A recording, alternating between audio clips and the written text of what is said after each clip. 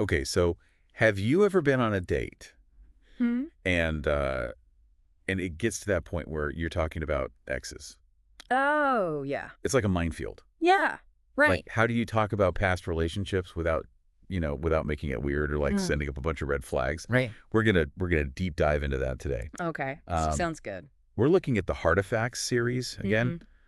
Mm. Um, and this stuff is good whether you're actively dating or just like trying to understand like how people see each other in those.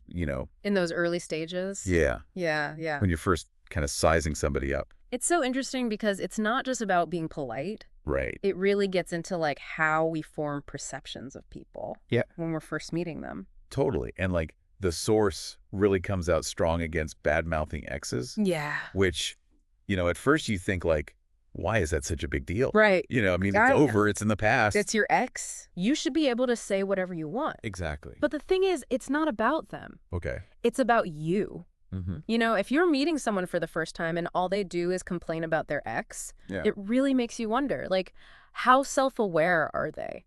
Yeah. How much responsibility are they taking for what happened in that relationship? Yeah. It's like a sign of maturity Okay. to be able to talk about a relationship that didn't work out Uh-huh. without being negative. Right. You learn something from every relationship, right? Exactly. Like, hopefully you're growing as a person. Yeah. You're learning about yourself. Exactly. So you should be able to talk about it in a way that's not like, oh, they were terrible and I was a saint. Exactly. And it shows emotional intelligence, too. Yeah. Can you handle conflict, Right. disappointment, Mm-hmm. with grace? Yeah, because like if somebody's telling you like all their exes are crazy, Right.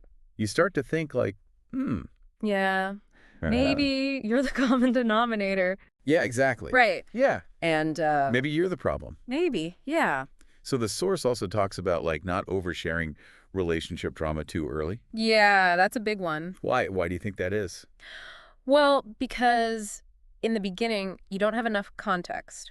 You don't know the whole story. Yeah. So you might misinterpret things, Uh, jump to conclusions. Right. And plus, like, if you're always focusing on the negative stuff, Yeah. it makes the other person anxious. okay. Yeah. Like, is that going to be me? Right. Are you going to be talking about me like that in a few months? Exactly. So it creates distrust, basically. Right. It's like if you walk into a movie halfway through, Okay. you only see the villain doing villain stuff. Yeah. You don't know what the hero did to provoke them. Right. So you're going to think the villain is just a jerk, Yeah. but maybe they had a good reason. Yeah. You just don't have the whole picture yet. Yeah. That's a really good analogy. Okay. So then we get to this other point the source brings up about not like seeming like the victim. Oh, yeah. That's a classic, Yeah. the perpetual victim. Yeah. You've probably dated that person. Oh, we all know that person. Like everything is always somebody else's fault. It's always the ex, the boss, the traffic, Yeah. the weather. The universe is conspiring against them. Right. It's like, come on. But in the dating world, it's a huge red flag Yeah. because it goes back to self-awareness. Right. Are you taking any ownership for your part in things? Or are you always the one who was wronged? Yeah. It makes you wonder if they can even choose healthy partners. Yeah. Like, are you going to be the next bad relationship they complain about? Yeah. It's like, oh no. Exactly. I'm next in line for the chopping block. Right. Yeah. So the Heartifacts series, they put it really well. Okay. They say, if you don't have anything nice to say about your ex, Yeah. just don't say anything at all. Don't say anything at all. Yep. But that doesn't mean you can't talk about your past. No, not at all. Right. It's about shifting the focus. Okay. Instead of dwelling on the negative, Mhm. talk about what you learned, how you've grown.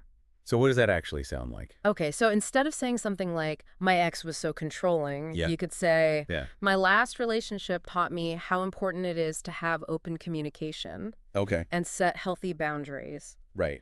You're acknowledging the past, Uh-huh. but you're framing it in a way that highlights your growth Okay. and your self-awareness. So you're not like trashing your ex. Right. But you're still like giving some information about what you learned. Exactly. It's about focusing on the lessons learned, Right. not the grievances. Interesting. And at the end of the day, Yeah. that's what attracts a good partner. Someone who can reflect, learn, Yeah. evolve. Yeah.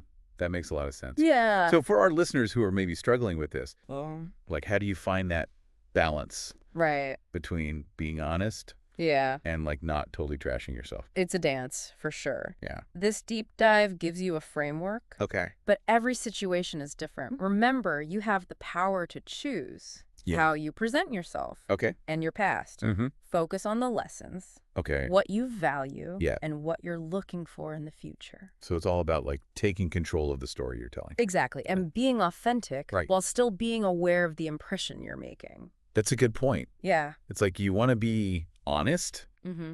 but you also want to be strategic. Exactly. Yeah. Something to think about. For sure. Food for thought for everyone out there dating. Absolutely. It's a complicated world out there. It is. Thanks for breaking it down. You got it. All right. That's it for our deep dive today. Okay. We'll catch you next time. Sounds good. Bye. Bye.